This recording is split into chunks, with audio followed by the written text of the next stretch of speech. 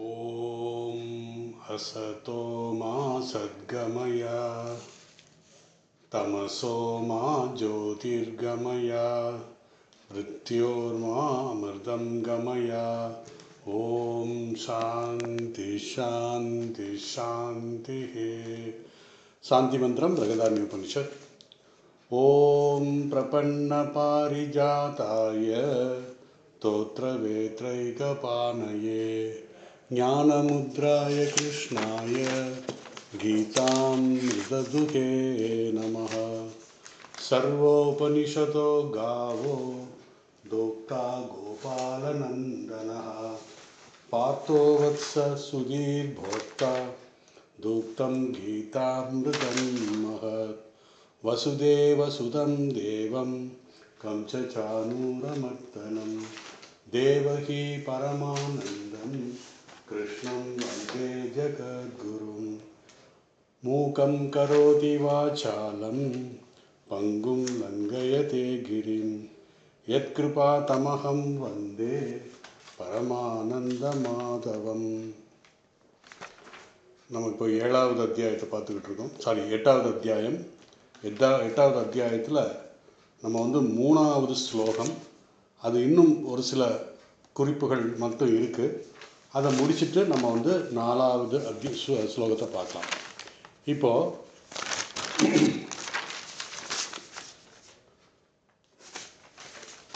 3வது ஸ்லோகத்தில் அக்ஷரம் பிரம்ம பரமம் அப்படின்னு சொல்லி ஆரம்பித்தார்.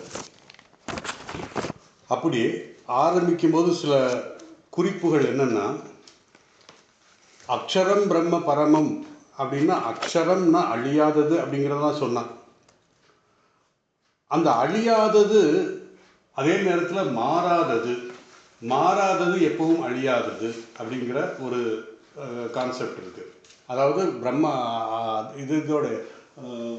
பிரம்மத்தோடைய லட்சணம் சொல்லும்போது இதெல்லாம் நம்ம சேர்த்து பார்ப்போம்.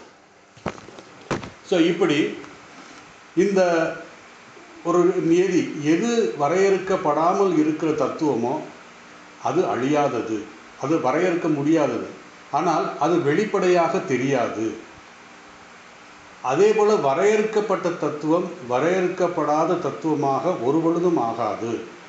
அதாவது நாசத்தோ வித்யதே பாவோ ந பாவோ வித்யதே சதா உபயோர் அவி துஷ்டுவாந்த துணையோ தத்துவதர்சிகி அப்படின்னு சொல்லிட்டு ஞானிகளுக்கு மட்டும்தான் அது தெரியும் அப்படிங்கிற மாதிரி சொல்கிறார். ஏன்னா நமக்கு அந்த மாயை இருக்கிறனால நம்ம மாயை விளக்கி நம்மளால் பார்க்க முடியறதில்லை அப்படிங்கிற மாதிரி சொல்கிறார். அது 2வது அத்தியாயத்தில் 16 ஸ்லோகம். நான் லட்சணம் பார்க்கும்போது இதெல்லாம் நான் சொல்லியிருக்கேன். நான் அதே போல் எல்லாமே பிரம்மம். எப்படி நம்ம தீபாவளிக்கு இனிப்பு பண்டம் செய்வோம், சிலர் வாங்குவாங்க. அந்த பார்த்தா எல்லாமே இனிப்பு பண்டங்கள் எதனால் ஆனதுன்னா அதோடைய சோர்ஸ் சர்க்கரை. அந்த பண்டங்கள் எல்லாமே ஒரே ஒரு சர்க்கரைங்கிற ஒரு இதில் இருந்து டிஃபரெண்ட் ஒரு வித்தியாசமான ஷேப்பு பேருன்னு சொல்லுவோம். ஆனால் அதனுடைய ஒரிஜினல் அதனுடைய சாரம் என்னன்னு பார்த்தீங்கன்னா அந்த இதுதான், சர்க்கரை தான்.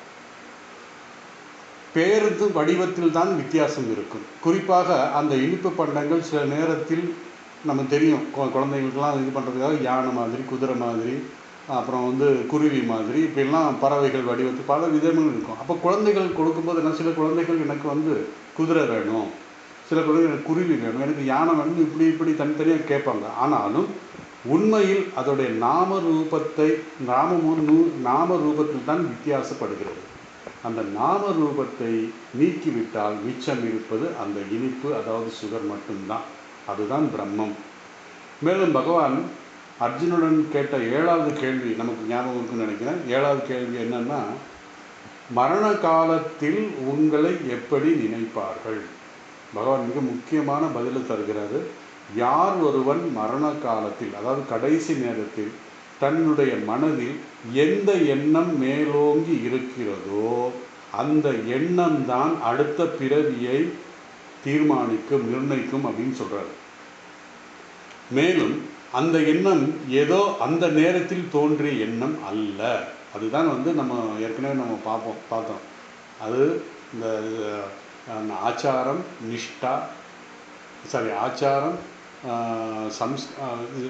சம்ஸ்காரம் ஆச்சாரம் நிஷ்டா அப்படிங்கிற ஒரு இது கான்செப்ட் பார்த்தோம். அதாவது ஒருவனுடைய மனம் பணத்திலோ பதவியிலோ எந்த நேரமும், அதாவது அதே நினைத்து கொண்டு அந்த எண்ணத்தில் வாழ்ந்தவர்கள் கடைசி நேரத்தில் அவன் எப்படி பகவானை பற்றி நினைப்பான் அப்படின்னா ரொம்ப கம்மி தான். ஏன்னா அவன் பணம் சம்பாதித்தாலும் அப்பப்போ இறைவனை நினைத்து கொண்டு இருந்தால் அந்த தாட்ஸ் அவனுக்கு வரலாம். ஆனால் வியாபாரமாக பண்ணுறவன் அவன் தான், எல்லாருமே அந்த மாதிரி இல்லை, சில பேர் அந்த மாதிரி இருக்கிறாங்க. அப்போ அந்த நேரத்தில் அவங்களுக்கு எந்த எண்ணம் வரும்? அந்த பணத்தினுடைய எண்ணம் தான் வரும். ஸோ எந்த எண்ணம் இருக்கிறதோ அதுதான் பாவமாக மாறும். அந்த பாவம் தான் அவனுக்கு, அந்த பாவம் வேணும். நீ எந்த எண்ணம், அந்த எண்ணத்தின் மூலமாக ஒரு பாவம் வரணும் அப்படின்னு சொல்கிறாங்க. ஸோ அது எப்படி வரும் அப்படின்னு பார்த்தா, நம்ம எதை தொடர்ந்து பழக்கப்பட்டு சம்ஸ்காரமாக இருக்கோ அது ஆச்சாரமாக மாறும். அந்த ஆச்சாரம் தான் நிஷ்டா. இந்த நிஷ்டை என்பது என்னன்னா, எண்ணங்கள் உறுதியாக இருக்கும். அப்படி உறுதியாக இருக்கின்ற எண்ணங்கள் தான் அந்த மரண காலத்தில், கடைசி காலத்தில் நமக்கு மனதில் தோன்றும். அந்த எண்ணம் தான் ஓங்கி இருக்கும். ஒரு உதாரணம் சொல்கிறேன். ஒருவன் ஒரு நாய் செல்லமாக வளர்க்கிறார். அந்த நாய்க்கு என்ன பேர் கொடுக்குறாரு தெரியுமா? நாராயணா அப்படிங்கிற சாமி பேர் கொடுக்குறாரு. அப்போ அந்த மனிதன் தன்னுடைய கடைசி நேரத்தில் அருகில் இருந்த அந்த நாயை கூப்பிடுவதற்காக நாராயணா என்று அழைக்கிறான். அது தெய்வத்தின் பெயர் தான், எந்த தப்பும் இல்லை. ஆனால் அவனுடைய பாவம் என்ன? அவன் அந்த நாயை தான் கூப்பிட்டானே தவிர இறைவனை நினைத்து அவன் சொல்லலை. பேர் வேணால் இருக்கலாம், நாராயணா அப்படின்னு சொல்லி இருக்கலாம். ஸோ அதில் அந்த பாவம் இல்லை. அந்த பாவம் இல்லாதனால அந்த இறை நாமத்தை சொன்னார் அப்படின்னு சொல்ல முடியாது. எது பாவமாக இருக்கிறதோ அதுதான் அந்த கடைசி நேரத்தில் மேலோங்கி நிற்கும். அந்த பாவமாக வேண்டுமென்றால் அந்த இதில் எண்ணம் உறுதியாக இருக்க வேண்டும். அதுதான் நிஷ்டா. அந்த நிஷ்டை ஆவதற்கு அவன் ஆச்சாரமாக இருந்திருக்க வேண்டும். சம்ஸ்காரம், நல்ல சம்ஸ்காரம் இருக்கணும். நல்ல சம்ஸ்காரம் இருந்தால்தான் அது ஆச்சாரமாக மாறும். அந்த ஆச்சாரம் தான் நிஷ்டையாக மாறும். அதுதான் பாவமாக மாறி கடைசியில் நம்முடைய எண்ணம் அது மேலோங்கி அந்த எண்ணம் இருக்கும் அப்படின்னு சொல்கிறார். ஸோ நம்ம அதாவது அந்த ஒருவர் அது நம்ம ஜடபரத கதையும் கூட சொன்னோம். ஜடபரதன் என்ன சொல்கிறது, வானப்பிரஸ்தனுக்காக தன்னுடைய அரசவையெல்லாம் துறந்து வந்தார். வானப்பிரஸ்த நேரத்தில் அவர் ஜபம் தியானம்லாம் பண்ணிக்கிட்டு இருந்தார். பண்ணிக்கிட்டு இருக்கும்போது அந்த மானை நினைத்து, மான் இந்த மாதிரி கஷ்டப்படுது, ஒரு குட்டி மான் வந்துருச்சு, அந்த மானை பார்க்கறதுக்கு ஆள் இல்லைன்னு நினச்சி அவர் தன்னுடைய நேரத்தை வீணாக்கினார். பாவம் உண்டாகவில்லை. பாவம் என்ன பாவம் உண்டாகுதுன்னா, மானுடைய பாவம் தான் உண்டாகுது அவருக்கு. அப்போது அந்த மானுடைய பாவம் உண்டானது காரணமாக அவருக்கு மான் பிறவி கிடைத்தது. அதுக்கப்புறம் அவர் அடுத்த பிறவியில் எப்படி இருக்கணுங்கிறத அவர் முடிவு பண்ணிட்டார். அவர் ஜடபரதமாக இருந்து தான் ஒரு ஊமையாக இருந்த மாதிரி இருந்து அப்புறம் கடைசி அவர் பெரிய ஞானியாக பிரகாசித்தார். ஸோ இப்படி ஒரு பாவம் எது மேலோங்கி அந்த பாவம் தான் அவனை அடுத்த ஜென்மத்துக்கு அடிஸ்தானமாக இருக்கும். ஸோ பாவம் தான் இங்கே முக்கியம் அப்படின்னு சொல்லி நம்ம எதுக்கு இந்த ஆன்மீக பயிற்சியெல்லாம் செய்கிறோம்? இந்த ஜபம், தியானம், பூஜைகள் இதெல்லாம் எதுக்கு சொன்னோம்னா, ஆழ்மனத்தில் இறைநாமத்தில் ஆழ்ந்து இருக்க வேண்டும். அதாவது அந்த இறைநாமம் உறுதியாக மனதில் இருக்க வேண்டும். அப்போ அதுக்காக தான் அந்த பாவம் உண்டாக வேண்டும் என்பதற்காக தான் இதெல்லாம் பண்ணிட்டு இருக்கோம். இதைத்தான் பகவான் ராமகிருஷ்ணன் அமுத மொழிகளில் சொல்கிறாரு. வைஷ்ணவ கட்டளைகள், வைஷ்ணவ மதத்தின் கட்டளைகள் 3 சொல்கிறாரு. 1, நாமே ருச்சி. யார் ஒருவனுக்கு அந்த இறை நாமத்தில் ருசி வருகிறதோ, ருசி கிடைக்கிறதோ, அவன் அந்த ருசி அதே பாவமாக மாறும். அந்த பாவத்தில் இருந்து அவன் அதுக்கப்புறம் அந்த எண்ணம் மேலோங்கி இருக்கும். அந்த பாவம் தான் அவன் மேலோங்கி இருக்கும் அப்படின்னு சொல்கிறார். ஸோ இந்த நிறை நாமத்தில் சுவை அறிய வேண்டும். அதனால்தான் பகவான் எப்பொழுதும் தன்னுடைய நாமத்தை அது பிடிச்சாலும் பிடிக்காலும் தன் நாமத்தை சொல்லும் பொழுது என்ன ஆகும் அப்படின்னா, அது சம்ஸ்காரமாகும். சம்ஸ்காரம் ஆச்சாரமாக மாறும். ஆச்சாரம் நிஷ்டையாக மாறும். அது ஆழ்மனதில் ஊன்றி இருக்கும். இதுவே இறைவனை அடைய வழி என்று பகவான் ராமகிருஷ்ணன் சொல்கிறார். இதைத்தான் முக்கியமாக இந்த அத்தியாயத்தில் பகவான் சொல்ல இருக்கிறார், விளக்க இருக்கிறார். அதுக்கப்புறம் பார்த்திங்கன்னா, பகவான் இந்த ஸ்லோகத்தில் 3 நுட்பமான வார்த்தைகள் சொல்கிறார். அதில் நம்ம இப்போ சென்ற வகுப்பில் பார்த்தோம். என்ன பார்த்தோம்? அக்ஷரம் பிரம்ம பரமம். பிரம்மம் என்றால் என்ன என்று கேட்ட கேள்விக்கு அக்ஷரம் அழியாதது, உயர்ந்தது, அந்த பிரம்ம தத்துவம் யாராலும் விளக்க முடியாது. இதைத்தான் பகவான் ராமகிருஷ்ணன் அழகாக ரொம்ப சொல்கிறாரு. எல்லாமே எச்சில் பட்டு விட்டது, ஆனால் பிரம்மத்தை மட்டும் யாராலும் எச்சில்பட இல்லை. அதாவது எதுக்கு சொல்கிறேன்னா, எச்சில் பட்டது அப்படின்னா, இப்போ நம்ம நான் ராமாயணம் பேசணும்னு வச்சுக்கோங்களேன், ராமாயணத்தை சொன்னது மாதிரினா அப்போ ராமாயணம் எச்சில் பட்ட மாதிரி ஆயிடுச்சு. ஆனால் அது புராணங்கள். பிரம்மத்தை பற்றி யாராவது சொல்ல முடியும்னா சொல்ல முடியாது. இப்படித்தான் இப்போ நம்ம 2வது அத்தியாயத்தில் பார்க்கும்போது 35 லட்சணங்கள் சொன்னேன். அதுதானா அப்படின்னு கேட்டால் இன்னும் கோடிக்கணக்கான லட்சணங்கள் இருக்குது. நமக்கு தெரிஞ்ச ஏதோ நம்ம படித்ததை வச்சு நம்ம சொன்னோம். ஸோ கோடிக்கணக்கான லட்சம் அதெல்லாம் சொல்லி முடியாது. அதனால் அது யாரையுமே இது பண்ண முடியாது. என்னது? அது எச்சில் படாதது என்று பகவான் ராமகிருஷ்ணன் சொல்கிறார். பிரம்மம் உயர்ந்தது, உன்னதமானது, வரையறுக்க முடியாதது, விளக்க முடியாதது, பிரிக்க முடியாதது, பிறப்பற்றது என்று பல வகையான லட்சணங்களை பார்த்தோம். எங்கும் பறந்து விரிந்து வியாபித்திருக்கின்ற அந்த பிரம்மம் தான் அக்ஷரம், பிரம்மம், பரமம் அப்படின்னு சொல்லி. பரமம்னா உயர்ந்தது. அதாவது பிரம்மம் எப்படிப்பட்டது அப்படின்னு சொல்லும்போது முன்னாடி சஃபிக்ஸ் ப்ரிஃபிக்ஸ் என்ன சொன்னார்? அக்ஷரம், அழியாதது. பின்னாடி ப்ரிஃபிக்ஸில் என்ன சொல்கிறாரு? பரமம், அந்த பிரம்மத்தை உன்னதமானது, உயர்ந்தது, அழியாதது, மாறாதது. ஆனால் இந்த பிரம்மம் அழியாதது, மாறாதது என்பது அப்படி ஒரு தத்துவம் இருக்கும்போது அது வரையறுக்க முடியாதது. வரையறுக்க முடியாததை அழிக்க முடியாதது. இது நியமம். இது அதனால்தான் அதை பகவான் அக்ஷரம் அப்படின்னு சொல்கிறார். கீதையிலையும் சரி, கடவுபனிஷத்துலையும் சரி இந்த ஸ்லோகம் நம்ம பார்த்துருக்கோம். அஜோ நித்யம் சாஸ்வதோயம் புராண ந அந்நியதே அந்நியமானே சரீரே. அதாவது அஜோ அப்படின்னா பிறப்பற்றது, நித்தியம் அப்படின்னா என்றும் இருக்கக்கூடியது, மாறாதது அப்படிங்கிறது அஜோ நித்தியம். சாஸ்வதோயம், சாஸ்வதம்னா சாஸ்வதமாக இருக்கும். புராணம்னா இப்போ நம்ம இதெல்லாம் ஜவுளி கடையெல்லாம் பார்த்துருக்கோம். 1962 அப்படின்னு சொல்லி.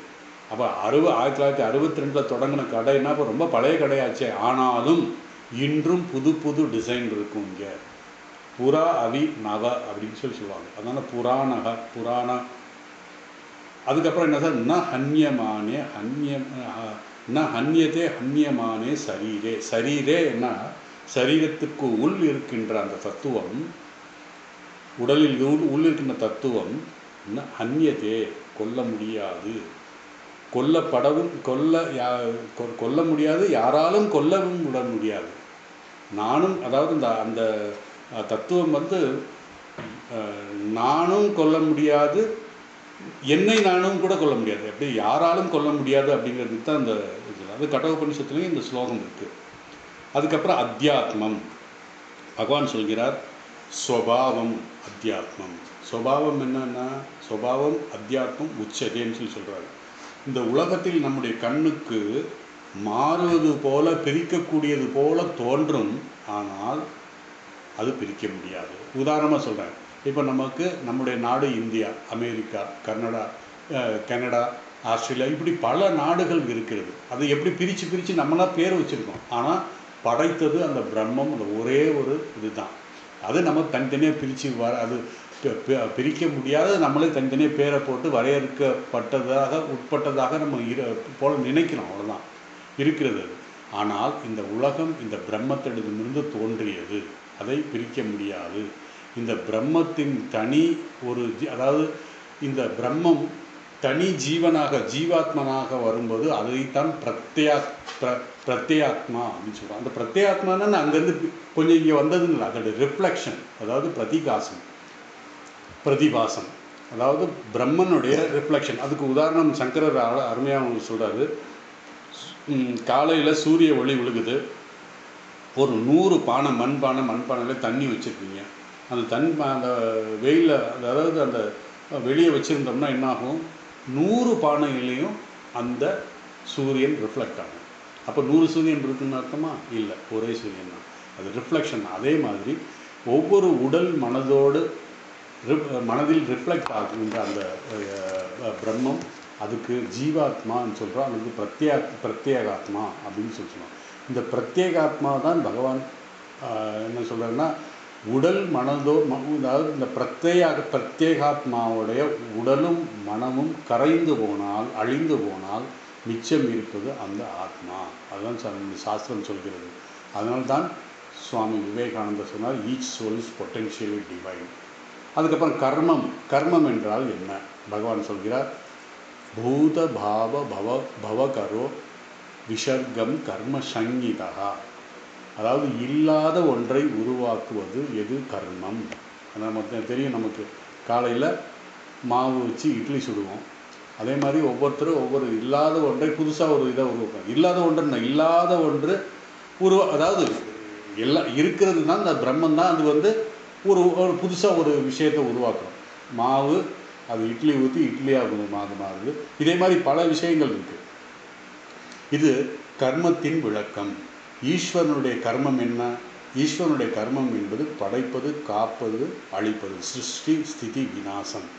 இந்த செயல்கள் அது அதாவது இது ஈஸ்வரனுடைய செயல். அதுபோல் இந்த ஜீவனுடைய செயல் என்னென்னா, வாழ்க்கையில் அவனுடைய செயல் தன்னை காத்துக்கொள்வது, தன்னுடைய உடல் உயிருடன் இருப்பதற்கு சில உணவுகள் எல்லாம் தயாரித்து அதை சாப்பிடுறது. இது ஜீவனுடைய கர்மம்.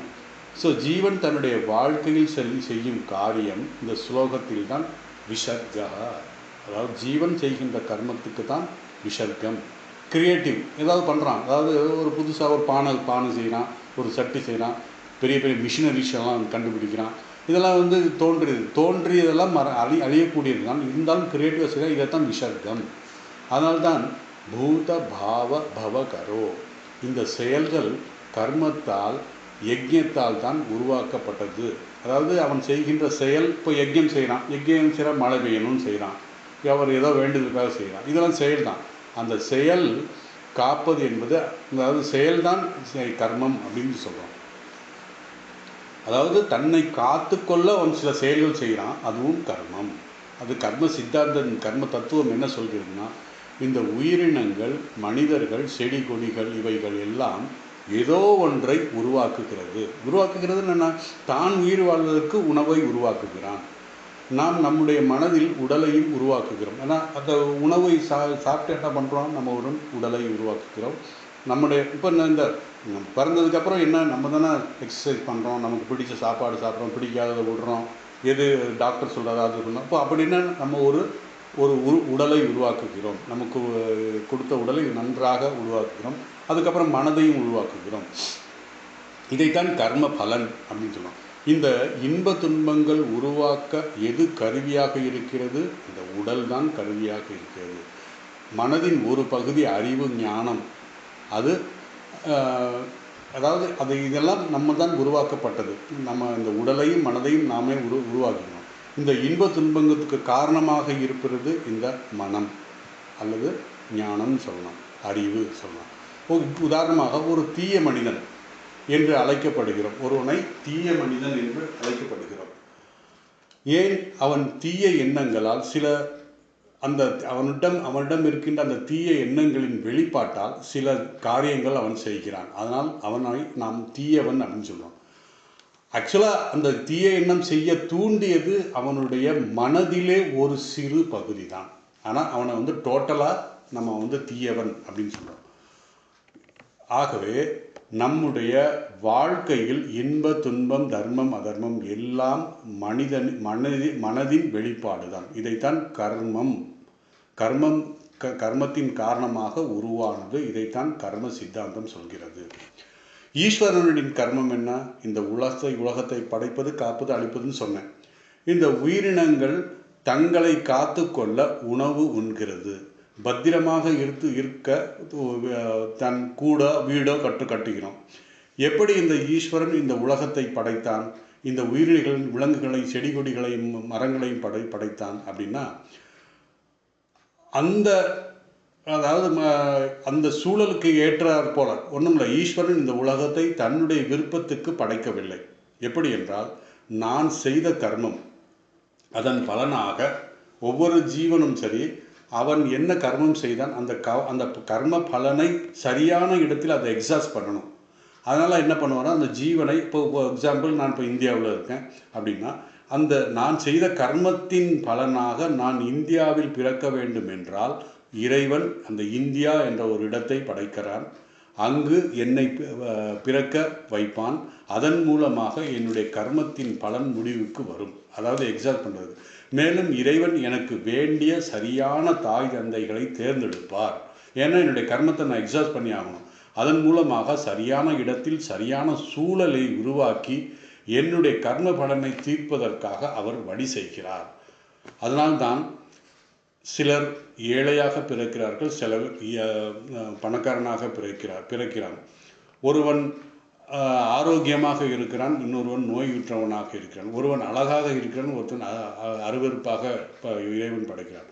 அவரவர்கள் செய்த கர்மத்துக்கு ஏற்ப இடம், சூழல், எப்படி நாம் செயல்கள் செய்கிறோம், அந்த கர்ம வினையை தீர்ப்பார். இப்படியெல்லாம் அந்த லொக்கேஷன் இதெல்லாம் கொடுத்து நம்ம கர்மத்தை, நம்ம சோஃபார் இது வரைக்கும் செஞ்ச கர்மத்தை தீர்க்கிறதுக்காக அவர் அந்த சூழலை உருவாக்கி தருகிறார். பிறகு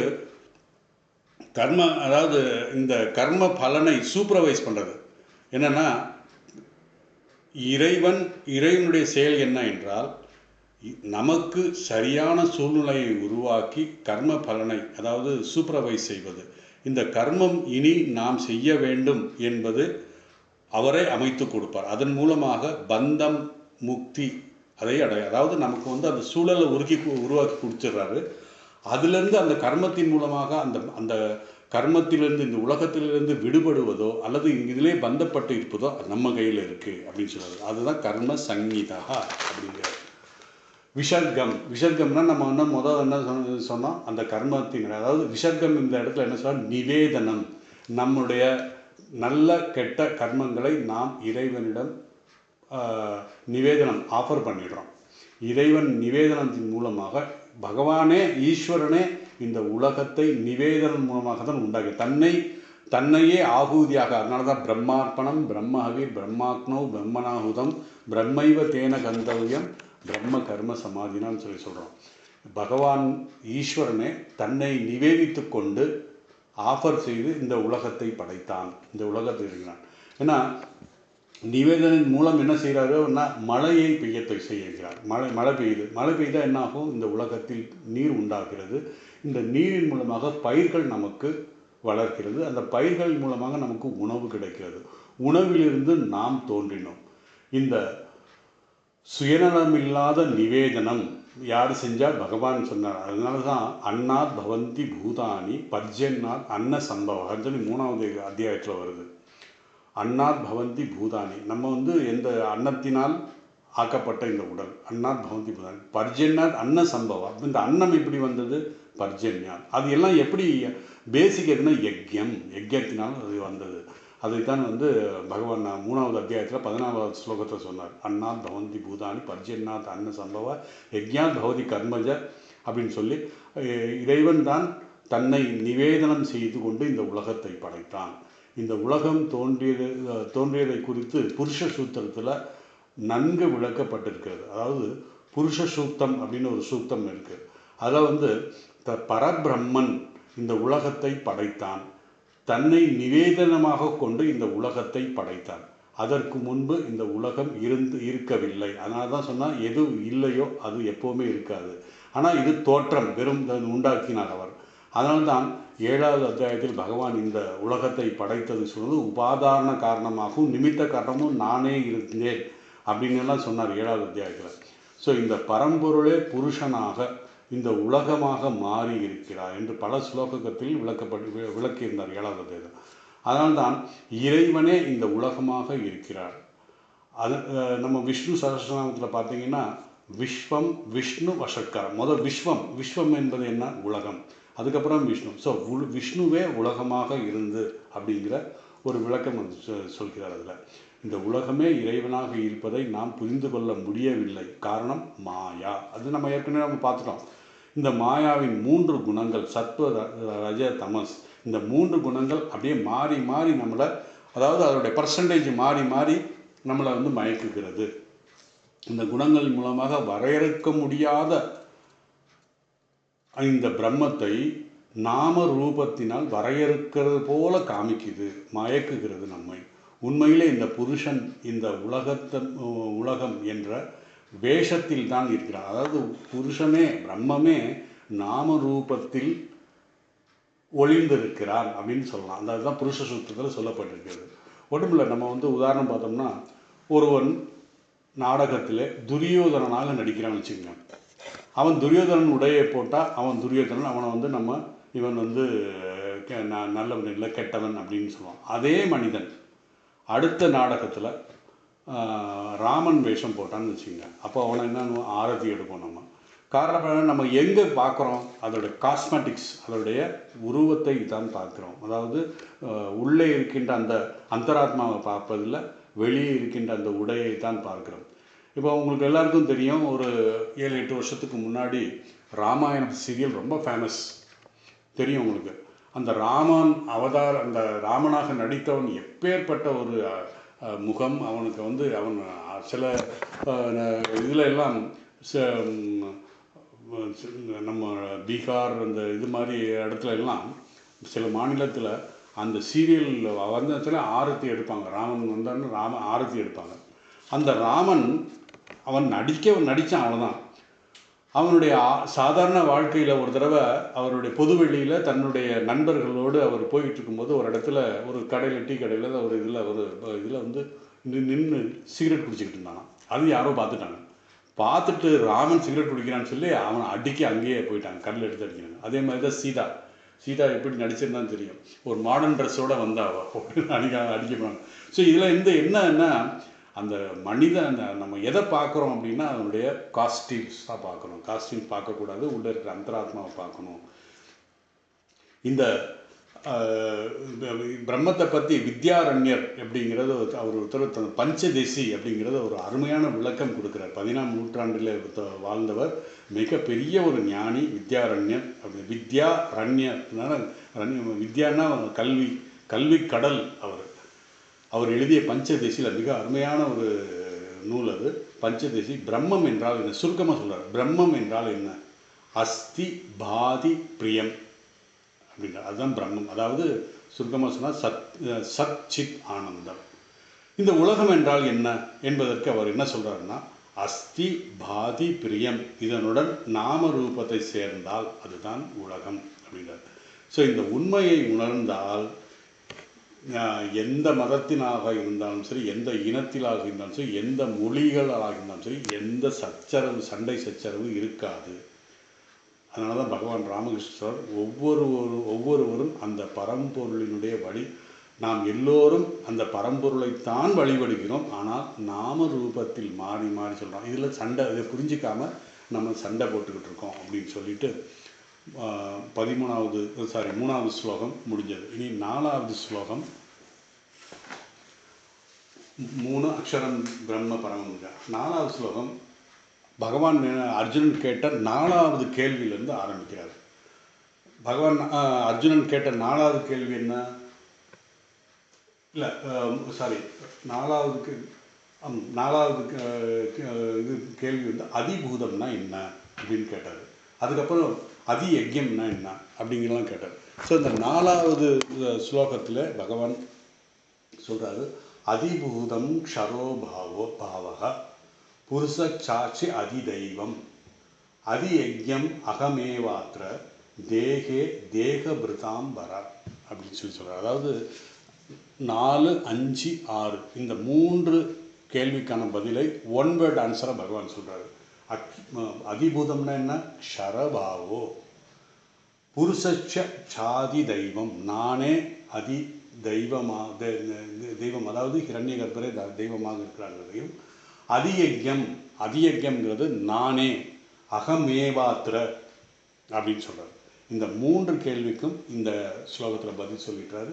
அப்போது பகவான் அர்ஜுனன் இந்த இடத்துல ரொம்ப புகழ்ந்து சொல்கிறாரு. என்னென்னா, நீ வந்து கீதையை கேட்குற, நீ எப்பேற்பட்டவன் அப்படிங்கிறத கீதை கேட்குறனால இல்லை, சரியாக புரிந்து கொள்கிறாய். அதாவது என்ன சொல்கிறாரு அதுக்குன்னா, உடல் எடுத்தவர்களில் உயர்ந்தவனே.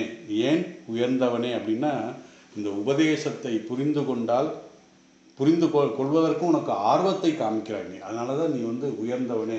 ஏன்னா இந்த மனித சரீரம் எடுத்தது எதுக்குன்னா, மனித வாழ்க்கை லட்சியம் இறைவனை அடைவது அப்படிங்கிறதுக்காகவும், அதில் விருப்பத்தோடு நீ கேட்குற நீ, அதனால தான் உனக்கு நீ இந்த விஷயம் அழியும் பொருள் அதிபூதம் என்று சொல்லப்படுகிறது. அதாவது அதிபூதம்னா என்னன்னு கேட்டதுக்கு அழியும் பொருள் அதிபூதம் என்று சொல்லப்படுகிறது.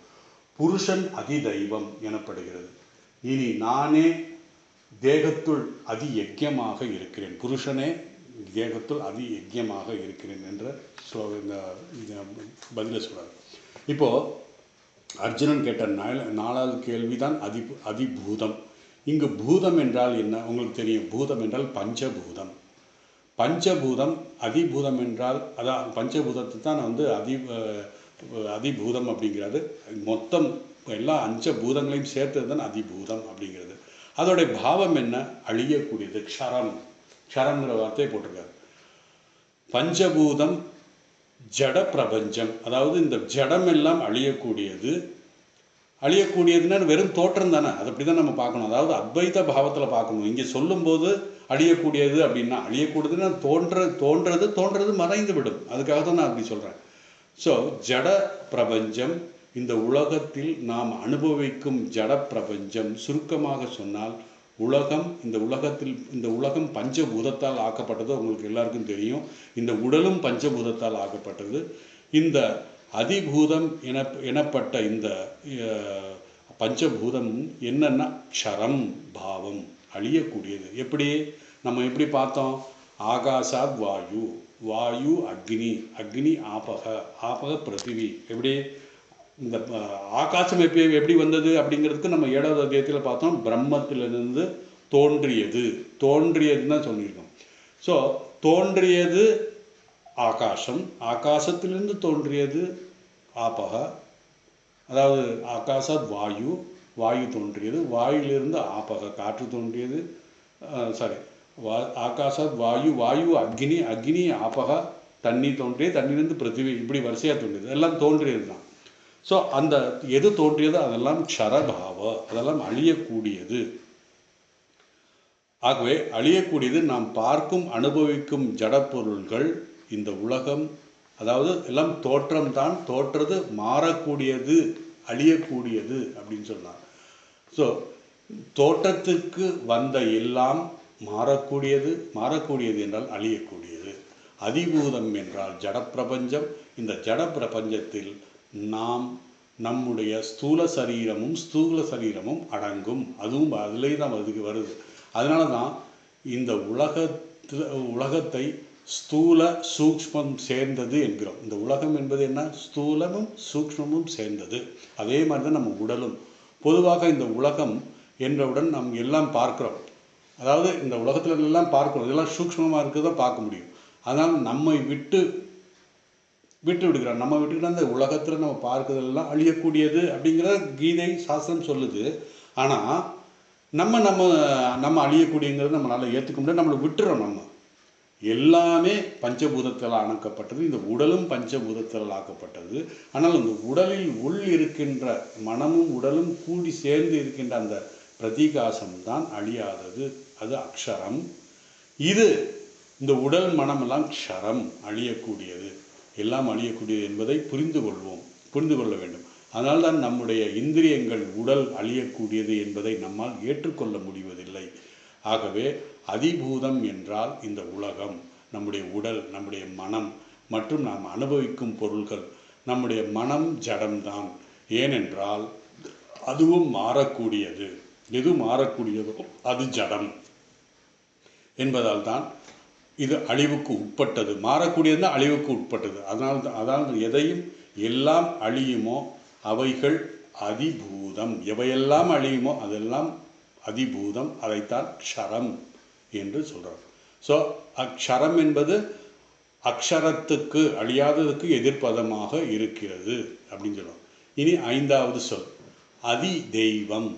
அதிதெய்வம் என்பதை பகவான் கொடுக்கின்ற பொருள் என்னென்னா ஹிரண்ய கர்ப்பர். ஹிரண்ய கர்ப்பர் அந்த ஹிரண்ய கர்ப்ப தத்துவம், அதாவது அனைத்து தேவதைகளின் கூட்டு ஹிரண்ய கர்ப்பர். அதாவது முதல் என்ன சொன்னோம் நம்ம 7வது அத்தியாயத்தில், பிரம்மம் தனி, பிரம்மத்துடைய நிழலாக இருப்பது மாயா. இந்த பிரம்ம தத்துவமும் மாயாவும் சேர்ந்தால் ஈஸ்வரன். இந்த ஈஸ்வரன் தனக்கு ஒரு மேனேஜராக உருவாக்குகிறார். அவர் தான் ஹிரண்ய கர்ப்பர். அவருடைய கண்ட்ரோலில் சிஇஓ, அவருடைய கண்ட்ரோலில் எல்லா தேவதைகளும் இருப்பார்கள், கூட்டம். அதனால தேவதைகளின் கூட்டம் சொல்கிறாங்க. ஹிரண்ய கர்ப்பன் என்றால் ஈஸ்வரனிடமிருந்து முதலில் தோன்றிய ஒரு தத்துவம். இதைத்தான் 7வது அத்தியாயத்தில் நம்ம பார்த்தோம். இந்த பிரம்மம் மாயவுடன் சேர்ந்து ஈஸ்வரன் தோன்றியது. இந்த ஈஸ்வரனிடமிருந்து தோன்றியது சூக்ஷ்ம தத்துவம், அதான் ஹிரண்ய கர்ப்பர். எல்லா தேவதைகள் அடிஸ்தானமாக இந்த தத்துவம் இருக்கிறது. அதைத்தான் ஹிரண்ய கர்ப்பர் அப்படின்னு நம்ம சொல்கிறோம். ஸோ அதிதெய்வம் என்கிறோம், அதைத்தான் நம்ம அதிதெய்வம் என்கிறோம். எல்லா தேவதைகளின் ஒட்டுமொத்த சேர்க்கை, அதைத்தான் பகவான் அதிதெய்வம் அல்லது புருஷன் என்கிறார். ஆகவே ஹிரண்ய கர்ப்பனை புருஷன் என்கிறோம். இந்த சூரியன் சந்திரன் நம்முடைய இந்திரியங்கள் அந்தந்த இதுக்கு ஒவ்வொரு தேவதை இருக்காங்க. அந்தந்த தேவதை எல்லாம் ஒட்டு மொத்தம் தான் இந்த ஹிரண்ய கர்ப்பரை தான் புருஷன் அப்படின்னு சொல்கிறோம். உதாரணமாக மனதில் ஒரு தேவதை, மனதிற்கு ஒரு தேவதை ஆதார தேவதையாக இருக்கிறார். மனதுக்கு, கைக்கு, இப்படி ஒவ்வொரு இதுக்கும் ஒவ்வொரு தேவதை. இப்படி உலகில் உள்ள எல்லா தத்துவத்துக்கும் ஒவ்வொரு தேவதை இருக்கிறார். அந்த தேவதைகளின் ஒட்டுமொத்த ஸ்வரூபம்தான் புருஷன், அதிதெய்வம். இந்த தத்துவத்தை ஞானிகள் தெளிவாக உணர்ந்திருக்கிறார்கள், அறிந்திருக்கிறார்கள் அப்படின்னு சொல்லி பகவான் சொல்கிறார். ஏன்னா இந்த 7வது அத்தியாயத்தில் கடைசி ஸ்லோகத்தில் அதான சொன்னார் அவர். இந்த தத்துவங்களை ஞானிகள் நன்கு அறிந்திருக்கிறார்கள் அப்படிங்கிற ஒரு விஷயத்தை சொல்லியிருந்தார். அதை தான் இங்கே பகவான் சொன்னார். இனி 6வது சொல் அதியஜ்ஞா. அதியஜ்ஞா என்பவர் யார் என்ற கேள்வி. அதற்கு பகவான் பதில் சொல்கிறார், அகம் ஏவ, நானே. அதாவது நானே தான் அந்த அதியஜ்யம் என்று பகவான் தன்னை குறிப்பிடுகிறார். அதியஜ்யம் என்றால் கர்ம பலனை கொடுப்பவர்.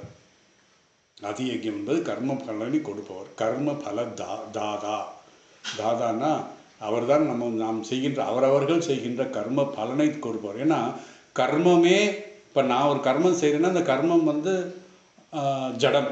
அந்த கர்மம் எப்படி பலனை தரும் அப்படின்னா அதுக்கு கொடுக்கறதுக்கு ஒரு அறிவு ஸ்வரூபம் இருக்க வேண்டும். அதைத்தான் பகவான் சொல்கிறார், கர்ம பல தாதா அப்படின்னு சொல்கிறோம்.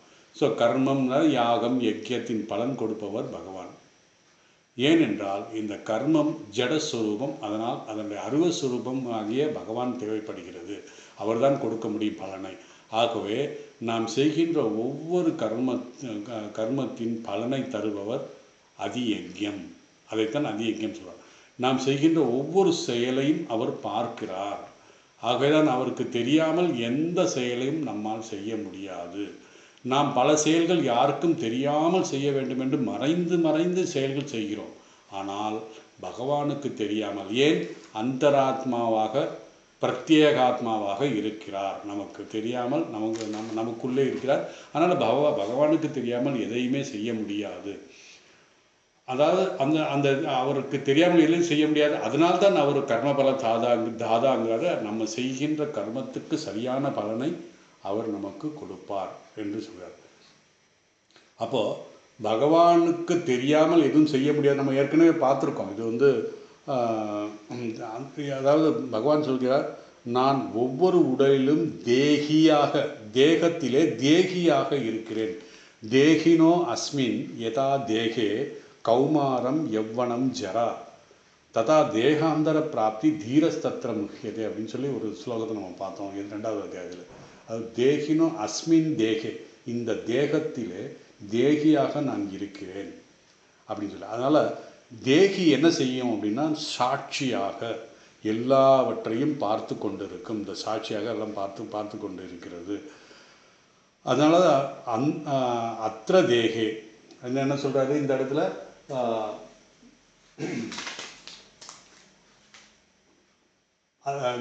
அதியஜ்யம் அகமேவாத்திர அகம் ஏவ அத்திர அத்திரன்னா இந்த தேகத்திலே நான் தேகியாக இருந்து சாட்சியாக இருந்து பார்த்து கொண்டிருக்கிறேன்.